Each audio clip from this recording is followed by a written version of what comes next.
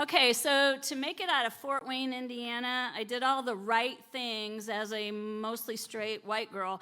I graduated from an inner city high school. I won a big university scholarship, and then I earned a couple of more degrees after that.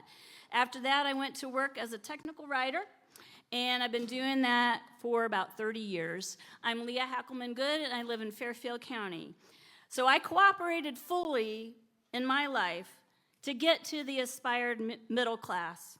I did everything right, from the education to working in corporations, and the resulting Dr. Leah seems like kind of a typical white old lady. But on the other side is Leah, the punk kid from Fort Wayne, Indiana,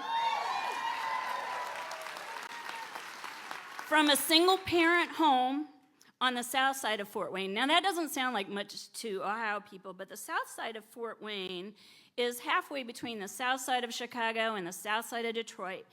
And those highways moved all kinds of traffic. In 8th grade, my best friend had a Pinto. We drove to junior high, drinking screwdrivers in the morning. Where 13-year-olds were having babies and going to parenting class.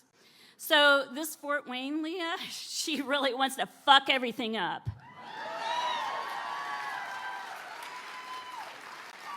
I want to be completely ungovernable. I want to be totally uncooperative because I'm fucking mad as hell.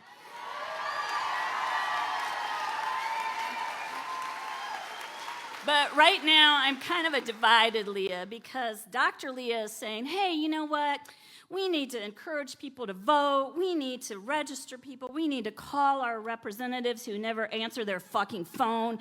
We need to visit their offices, and I need to work for the Democratic Party. I'm vice chair in Fairfield County because what is now passing for the federal government has laid off about 62,530 workers in the last 2 months. And our representatives, including mine, Troy Balderson, they totally ignore this fact and how it affects Ohio. Those numbers don't even include how these illegal cuts trickle down to the states and the counties and their economies, or how it affects employees in Ohio who work for federal contractors, like me. I've been working for Mathematica Policy Research since 2005, and I joined them full-time in August of 2023. Mathematica is an employee-owned research organization. About 1,800 people worked there at the beginning of January. So Mathematica has lost about $200 million alone this year from federal canceled contracts. But wait, that's not the full story.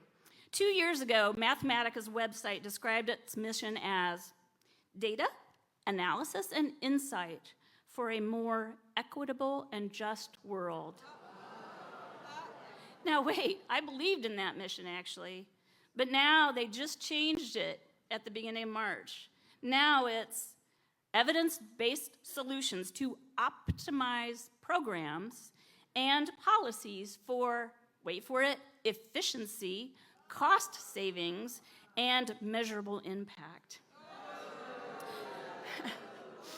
So that mission statement changed during the week of March 3rd at the time that it laid off a third of its employee-owned resources workforce, including me. They didn't just lay us off because they lost federal contracts. They added this insult to injury. They cooperated and obeyed in advance. Meanwhile, I have a severance letter that says that I have to sign away my rights to talk about my situation or have any legal action for 2 fucking weeks of pay. Sorry for dropping the F-bombs for those of you who annoyed, but I am 60 damn years old. Am I really going to start a new career? Am I really going to go through another bout of education and get the 5th degree? Probably not. But what I do have now is time, and I have time to make a sustained fuss, both against my former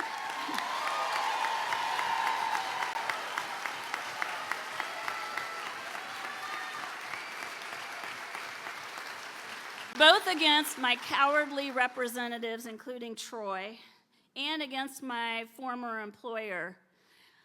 I have the time and the energy to not cooperate. Dr. Leah needs to find a job. Fort Wayne Leah is angry and afraid and wants to burn this shit down. So my middle path, because I'm Buddhist curious, is non-cooperation. In big ways and in small ways, because I believe in it. Right now, I'm balancing these two parts.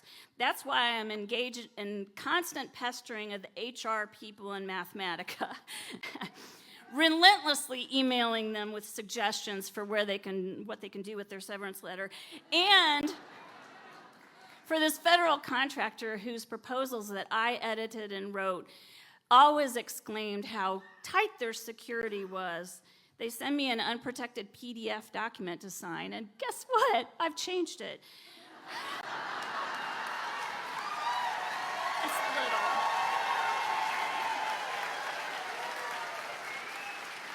So these are little things, but they add up, every fucking one of us. What are you doing, empty chair representatives? Not even the little things. What are we doing, my sister non-cooperative beings? We need to do a lot of things. We have power, and our networks have power. The one thing that I know is that I'm not alone, you're not alone, and we're not alone here. So thank you.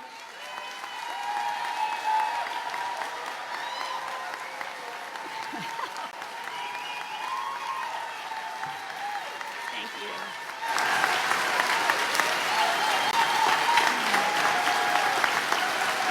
All right. Thank you. You're going to make me cry.